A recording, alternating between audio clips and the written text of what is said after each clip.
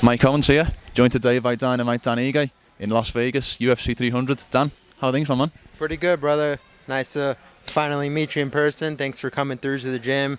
Got to watch us finish off a nice, hard Monday pro practice. So, yeah, just, living life.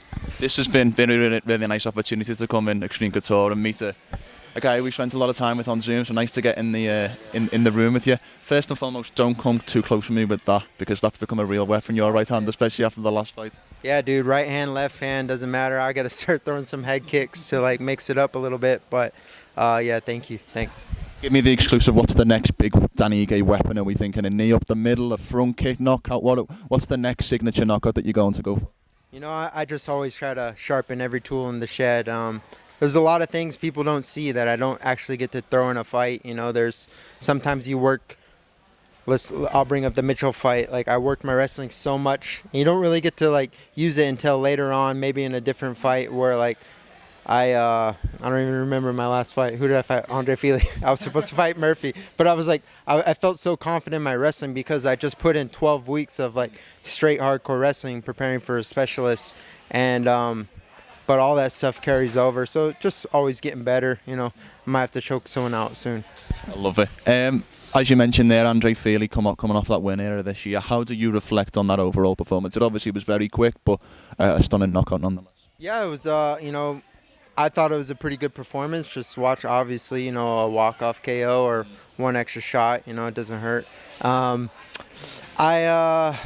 It's everything we worked. It's something I'm not even lying, but I dreamt it. I had a dream that I knocked out Fili with that exact move, and I was landing and sparring with a lot of tall guys, just throwing the right hand over the jab and just hiding well. And it's just something I envision, and it happened. I didn't go out there and force it. I even texted Eric. I never told him exactly how I did it, but there's a few guys that I told that once it happened, they're like, wow, you actually predicted it. But I'm not one to be cocky and go out and tell everyone that's what I'm going to do, but it's what I saw. Sucks because I love Fili, but that's the game. Can I ask you about that, because you were very open? I think both guys were in many ways, both yourself and Andre, about it was a kind of difficult experience because you are friends, you have been training partners in the past. Was that a first experience for you, fighting somebody who you considered a friend? Was that a unique scenario in your career? Yeah, I think most of us fighters, we're all pretty respectful and humble, but Andre's and most of us are pretty likable. Andre's a very likable dude. We've trained together in the past. We've shared ideas, picked each other's brains, a little light sparring, some grappling. So we felt each other, and I really liked him, and it sucked that I get the sport. It's all about opportunities and taking risks, and for him, he was just coming off a big win. And to solidify a spot in the rankings, he had to take that risk and opportunity. And he was ready in his mind, and I had to defend my ranking. And not even that, dude. It's just you can't make it personal, but I kind of did, because I couldn't go out there and be friendly with him. If him and I. You've got in many ways, especially when you've got the ranking. Yeah, even in if we're just touch sparring and playing, he beat me up. I can't. I didn't want to go out there and play with him, so I had to make it a little bit personal in my head and put some mean intention behind it. Back to the knockout, because I think we had a conversation about this, and we were talking about, I think maybe after the Gavin Tucker knockout, and you talked about how you were trying to develop your power. Obviously, we've then seen the Damon Jackson KO, and then obviously this last one. What have you put in place to develop that knockout power? Because it does feel like there's been a shift. Just kind of being a little more precise and not putting as much into it, and just finding the target rather than forcing it. Relaxing a little bit until that last second, then I could tense it. I don't know, I naturally hit hard, even if we're just playing. I am heavy boned, so it just there's a thud, there's a thud when I hit someone, but I've always would try to force it and I'll be a little too slow. So just working my speed and just timing, and that precision is everything. And yeah, once you land with those little gloves, it doesn't take much. 145, there's been a lot of change. We have a new champion. We've had a lot go on in that top 15 position where you obviously sit. Give me your overall opinion on where the featherweight division is at. overall, it's pretty exciting. I mean, I'm a huge fan of Volk, and you always want to, see a champion reign for a long time, but the division needs change up, and it's nice to see a new champ. Topuria, he's skilled, he's young, he's hungry, he's got slick technique, but he's beatable like everyone.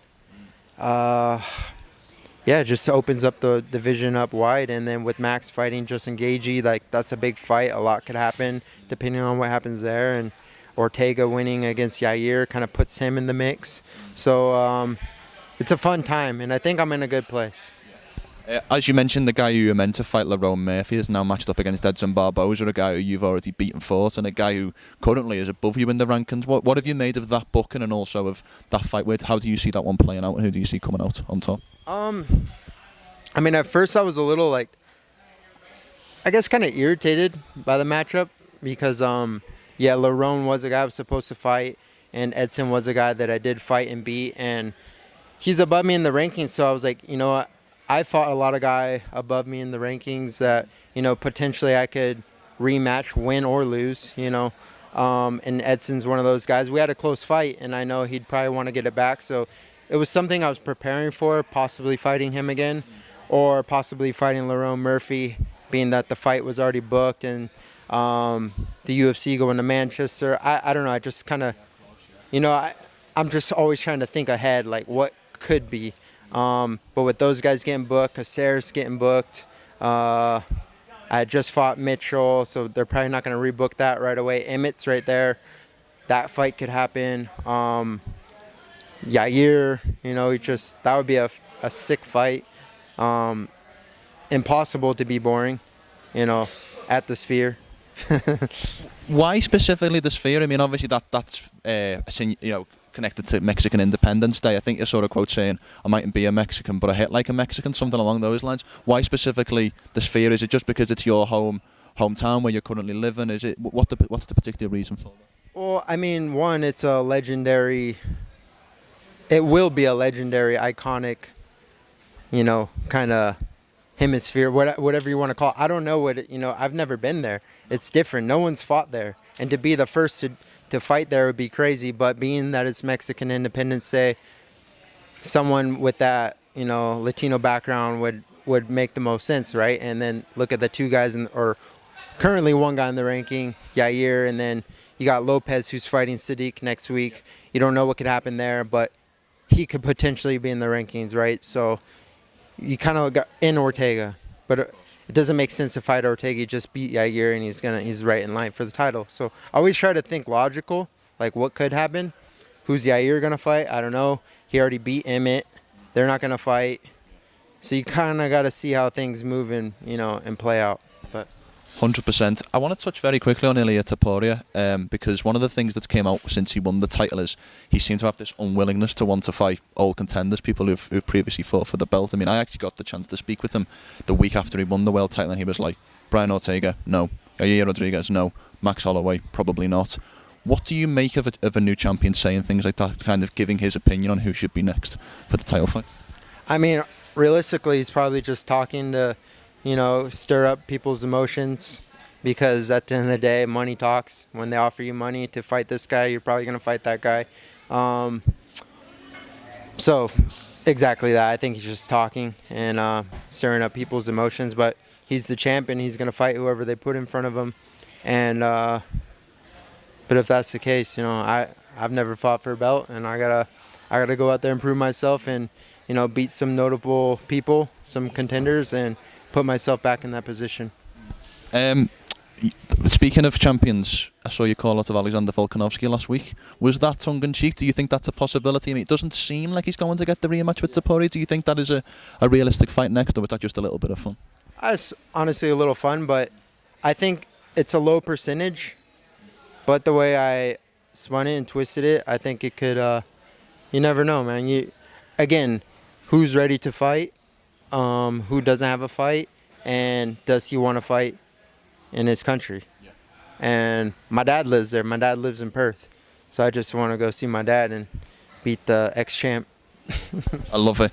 Last couple for me, Dan, and thank you for the time. Obviously, we're here for 300 Fight Week. I know that previously for Cody's last fight, I think you were scheduled to corner him. I think something fell out there. But have you got any involvement in any in Fight Week this week? Is there any people you corner, anything on the PFL thing, in the PFL card?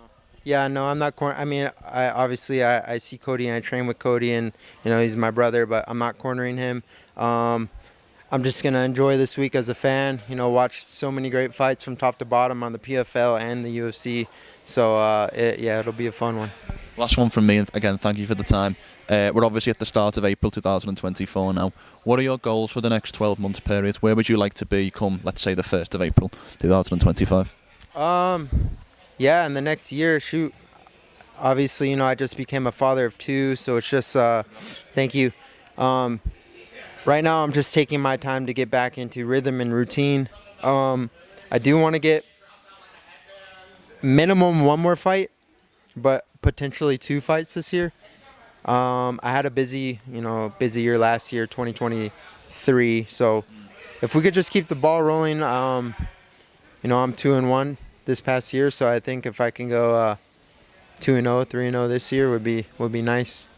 I like it. Before we finish, I've got to tell you something. Please don't skateboard over your son anymore, because that gave me a heart attack. It really did. Yeah, I probably gave everyone. My wife was in the upstairs window. The neighbors' kids' parents went inside, and that's when I did it. And then I told them, they were freaking out. But that's just that's a '90s kid. That's what we do. Growing up, we'd set up. We had these little razor plastic ramps, and we'd just jump over all the kids. We'd line them up 1, 2, 3, and see how many kids we could jump over. I've never landed on anyone. So. What year were you born? 1991. I'm 99, so technically we're the same decade, but worlds apart in many ways. There you go. Yeah. I love it. Dan, thank you for your time. Great to sit down and chat in person. Wish you the best of luck with your next move. Appreciate you. Thanks for the time again. Thanks for coming in all the way out here. Mike Owens in Las Vegas. Good to meet you, bro.